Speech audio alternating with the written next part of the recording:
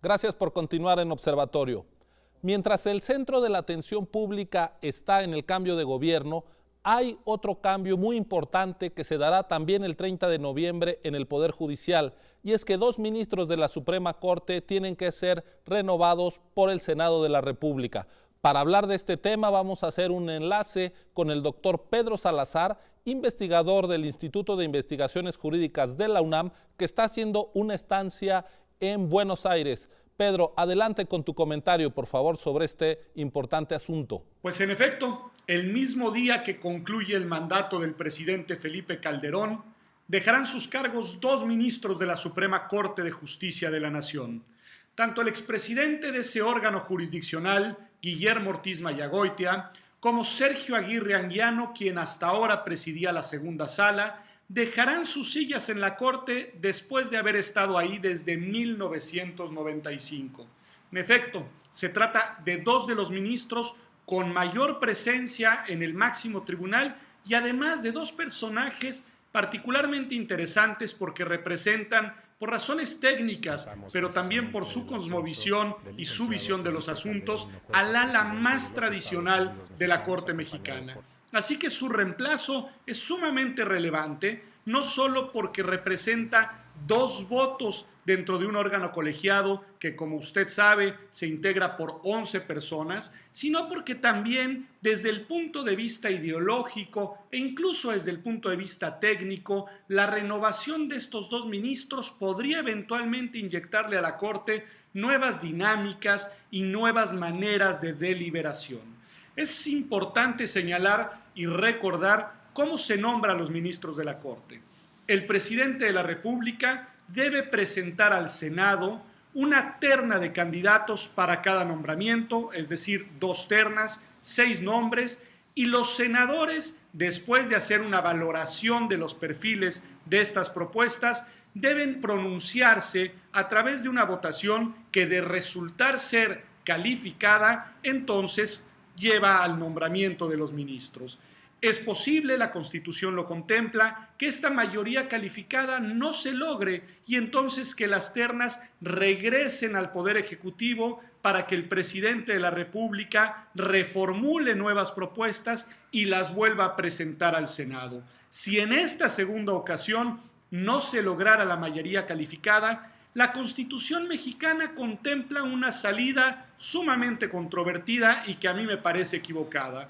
porque lo que establece es que en este supuesto, 2 ternas rechazadas, sería el presidente de la República quien de manera unilateral designaría al nuevo ministro o a los nuevos ministros de entre las personas que conformaban la segunda terna que se rechazó.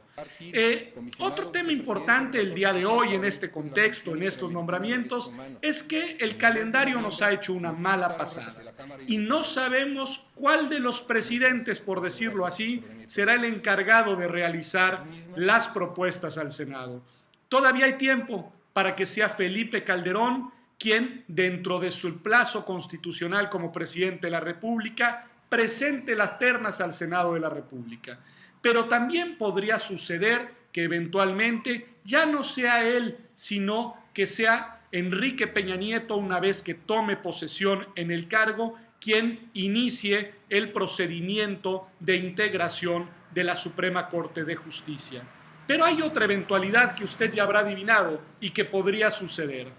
que sería que el presidente Calderón presente las ternas en este momento, que el Senado no se pronuncie sobre las mismas en las próximas semanas y que eventualmente cuando lo haga la rechace a una de ellas o ambas, en cuyo caso entonces la segunda propuesta correspondería a Enrique Peña Nieto y en caso de que esas ternas fueran rechazadas, sería él quien designaría a los ministros de la Corte. Sinceramente espero que esto último no suceda, así como espero que las propuestas de los candidatos respondan a criterios objetivos, de profesionalismo y recaigan en personas con una acreditada experiencia jurídica, pero sobre todo con una honestidad probada, con una probidad y una fama pública a toda prueba,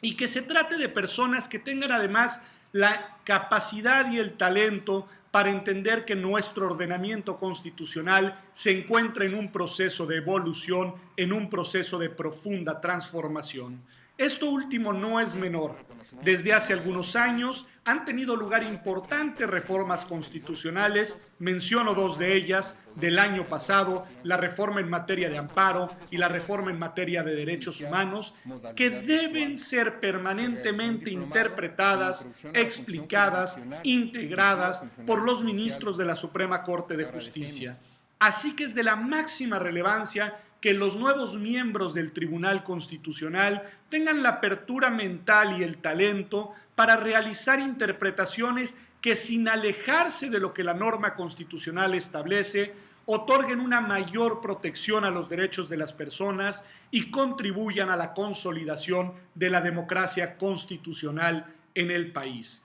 Desde mi punto de vista, esta coyuntura especial que depende del momento constitucional en el que nos encontramos, apunta a que la selección de los ministros recaiga en personas que tengan una visión, digámoslo así, fresca alrededor del derecho, que sean capaces de aprender a desaprender lo que fueron, digamos, aprendiendo a lo largo de sus años de formación profesional y que tengan sobre todo la inteligencia y el talento para contribuir a la formación de una jurisprudencia, de unos criterios constitucionales adecuados para una democracia constitucional. Un dato interesante también es que faltan ministras en la Corte. El día de hoy tenemos 2 ministras, las 2 ministras tarde o temprano dejarán sus cargos y entonces sería interesante que en esta ocasión, dentro de las propuestas, también hubieran nombres de mujeres, de juristas destacadas.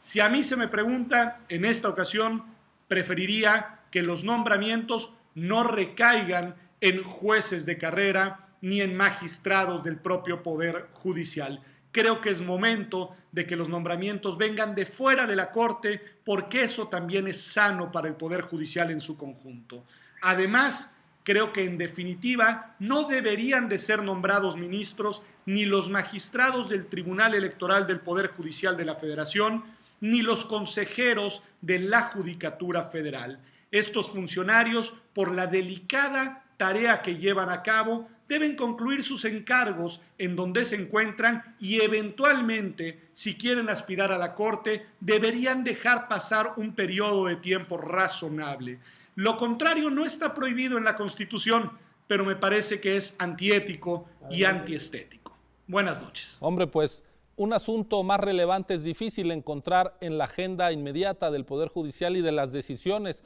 por supuesto, del Senado de la República. Pedro, muchas gracias por tu comentario. Continuamos aquí en Observatorio, el programa de TV UNAM dedicado a ver la agenda nacional.